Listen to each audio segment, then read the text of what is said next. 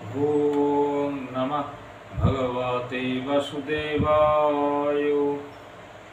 জ্ঞান বিজ্ঞান যোগে সপ্তম অধ্যায়ে শ্রীকৃষ্ণ অর্জুনকে বলিতেছেন, হে কন্তেয়, জলে আমি রস, শশী সূর্যে আমি প্রভা, সর্ববেদে আমি ওঙ্কার, আকাশে আমি শব্দ, মনুষ্য মধ্যে আমি পৌরস্বরূপে বিদ্যমান আছি। রসঃ মাপাশুতন্ত্রেয় প্রবাহস্মি শশী সূর্যায়, প্রণব সর্ববেদেষু শব্দোকে পৌরসংনির্ষ।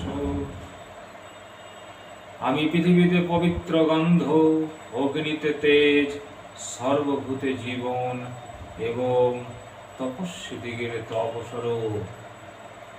পূর্ণগন্ধা পৃথিবাঞ্চ তেজস্মি বিভাবসৌ, জীবনং সর্বভূতেষু তপশ্চাস্মি তপস্যেষু। বীজং মা সর্বভূতানাং বিদ্ধি পার্থ সনাতনং, বুদ্ধির্বুদ্ধিমতামস্মি তেজস্তেজস্বিমানমাম।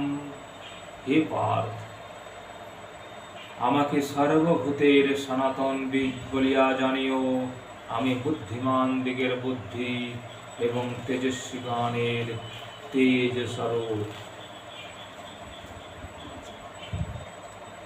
বলং বলাতমাস্মি কামরাগ বিবর্জিতং, ধর্মাবরুদ্ধ ভূতেষু কামাহাস্মি ভরতর্ষভ।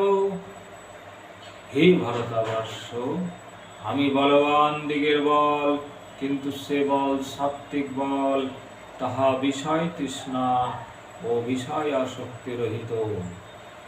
আবার আমি প্রাণীগণের মধ্যে কামরূপে বিদ্যমান আছি, কিন্তু সেই কাম ধর্মের অবিরোধী, অর্থাৎ শাস্ত্রোন্মাদ গৃহস্থ ধর্মের অনুকূল, দেহ ধারণাদি এবং স্ত্রী পুত্র আদিত বিলাস।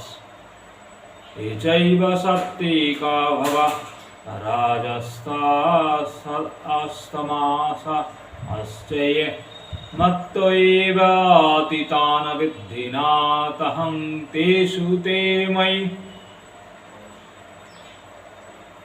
আমি সমদিগের সাত্ত্বিক ভাব, হর্ষ লোভ রাজসিক ভাব, সম দম জ্ঞান বৈরাগ্যাদি সাত্ত্বিক ভাব, হর্ষ দর্প লোভাদি রাজসিক ভাব, শোক মোহ নিদ্রালাসাদি তামসিক ভাব, এই সকল আমা হইতেই জাত।